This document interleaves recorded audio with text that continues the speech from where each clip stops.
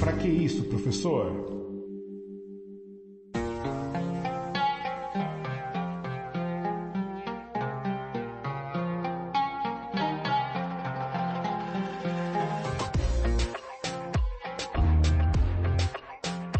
Olá, eu sou o professor William Souza e sejam bem-vindos a mais um episódio do podcast Pra Que Isso, Professor? O seu podcast de história. Tanto antigamente como hoje, o jovem só é considerado maior ao atingir 18 anos, ainda que em alguns lugares do mundo a maioridade seja alcançada somente aos 21 anos. Mas esse fato que vamos abordar hoje, eu não vou falar sobre um golpe, não mais um, mas o golpe para fazer com que um garoto de 15 anos de idade assumisse o trono e governasse. Ah, mas isso deve ser a Europa, né, professor? Não, isso aconteceu aqui no Brasil. E para entendermos o contexto e como tudo aconteceu, eu vou chamar o Recapitula.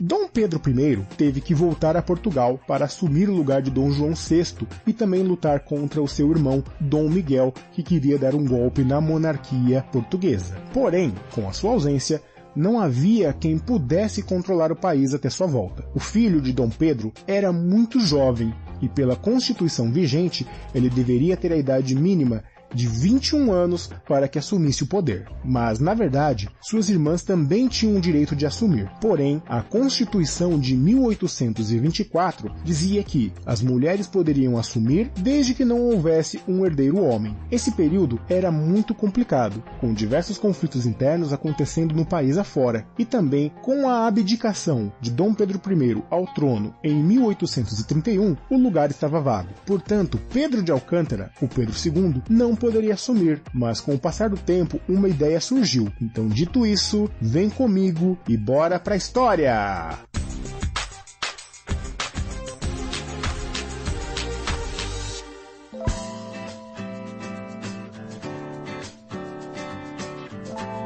Enquanto Pedro de Alcântara não tinha idade, o poder no Brasil foi ocupado por regências. A regência nada mais é do que um governo instituído quando há impedimento para que um monarca assuma o poder. Tivemos então, num primeiro momento, a regência trina, composta por 3 pessoas, e logo após, a regência una, com uma pessoa governando. Mas como já dito, a instabilidade política era enorme. Somente nesse período estouraram movimentos como a Revolta dos Malês, a Sabinada, a Cabanagem, entre outros. Movimentos para que Pedro Alcântara assumisse o trono passam a ganhar forma a partir de 1835. Porém, ele ainda tinha 9 anos de idade. O Partido Liberal foi um dos primeiros a defender a entronização de Pedro, pois acreditavam que isso traria estabilidade ao país. E assim foi criado o Clube da Maioridade, que tinha como objetivo tornar popular a ideia de termos um novo imperador. Antônio Carlos Andrada e Silva foi um dos fundadores desse clube, e ele conseguiu que as ideias ganhassem os jornais e assim boa parte da população passou a apoiar a ideia. Finalmente, em maio de 1840, foi aprovada na Câmara a antecipação da maioridade. Ainda assim, Pedro Alcântara reinou sobre regência até 23 de junho de 1840 e coroado imperador em 18 de dezembro de 1841, aos 15 anos de idade. Assim, a figura do jovem imperador passou a centralizar as atenções e, aos poucos, os conflitos foram sendo finalizados. Dom Pedro II governou o Brasil durante 49 anos, porém seu governo acabou quando um golpe de Estado instaurou a República no dia 15 de novembro de 1889. Ele foi obrigado a deixar o país e abandonar o trono.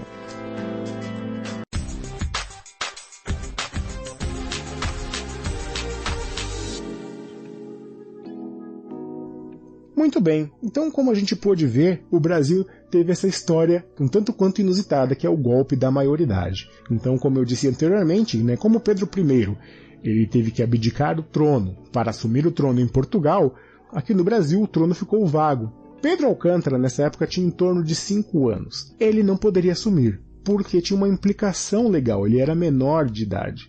E tinha uma outra questão também. As irmãs mais velhas dele poderiam assumir? Poderiam, mas a Constituição diria que só poderia assumir uma mulher caso não houvessem herdeiros homens, e tinha um herdeiro homem, porém menor de idade. Qual foi a solução encontrada? Então iniciou-se um período de regência, tivemos aí a regência trina, onde 3 pessoas governavam, e depois a regência una, porém a instabilidade política era muito grande. O Brasil vivia um período de muita contestação política. O Partido Liberal começou a defender, então, essa ideia da entronização de Pedro. Porém, como eu disse para vocês, ele era uma criança ainda, ele era menor de idade. E o tempo foi passando, e então surgiu a ideia de fazer esse clube da maioridade. Esse clube da maioridade, ele fazia com que as pessoas elas tivessem um maior acesso ao que estava acontecendo, e as ideias acabavam sendo divulgadas através de jornais, e as pessoas acabaram abraçando essa ideia de que Pedro Alcântara assumisse o trono para trazer uma estabilidade maior ao país. E realmente isso foi ganhando corpo, até que fizeram esse golpe, né, e ele realmente aconteceu. Foi aprovado na Câmara, né, essa antecipação da maioridade. Então, quando aconteceu, Pedro ele devia ter mais ou menos 14 anos, né, mas ele foi coroado de fato imperador aos 15 anos de idade. Então, uma pessoa muito jovem, ela assume o poder de uma nação, o poder de um país. É bem complicado, né? Eu acredito que devia ser uma tarefa extremamente complicada. Temos também que pensar na questão humana do Pedro II, né? Então a gente pensa que foi um garoto que já não tinha conhecido a mãe, o pai estava distante, alguns irmãos e irmãs haviam morrido, então era uma situação extremamente complicada. Assumir uma responsabilidade tão grande de um país que estava tão incipiente nas questões políticas e também com vários conflitos estourando a toda hora, devia ser um fardo muito grande para um jovem, mas ainda assim ele conseguiu governar. Alguns dos feitos do governo de Dom Pedro II foram, por exemplo, a entrada do Brasil na Guerra do Paraguai, se bem que não é nem um feito, foi uma vergonha isso que aconteceu. E também a gente tem ali os inícios, né, do processo do fim da escravidão, né, que foi culminar lá em 1888 com a assinatura da Lei Áurea pela filha, né, de Dom Pedro II, que foi a princesa Isabel. Mas isso aí já é uma outra história, né, que eu posso contar lá para frente. Bom, como eu disse também, né, foram 49 anos de reinado, né, de governo, mas com o fim da escravatura e com algumas coisas acontecendo, né, a instabilidade voltando, e também uma certa falta de interesse, porque ele já estava cansado de governar, o Marechal Deodoro da Fonseca foi quem deu o golpe de Estado e instaurou a República no dia 15 de novembro de 1889. E o mais engraçado dessa história é que os dois eram amigos, e Deodoro ele ficou até com vergonha de proclamar a República, porque ele achava na cabeça dele que ele estava traindo um amigo, né? Então, uma série de fake news e de problemas que aconteceram naquele período levaram à proclamação da República. Mas também isso é um assunto para um outro episódio, tudo bem? E aí, você conhecia essa história? Sim? Não? Manda e-mail para mim, é souzawilliam1983@gmail.com.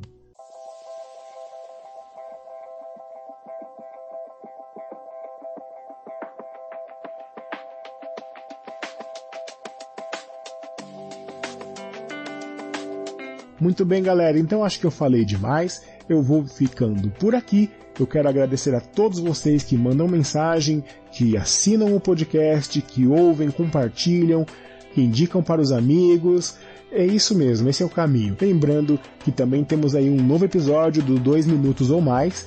Ouça o Pra Que Isso Professor, depois ouça 2 minutos ou mais, ou então também faça uma maratona, ouça todos os nossos episódios que tem aí.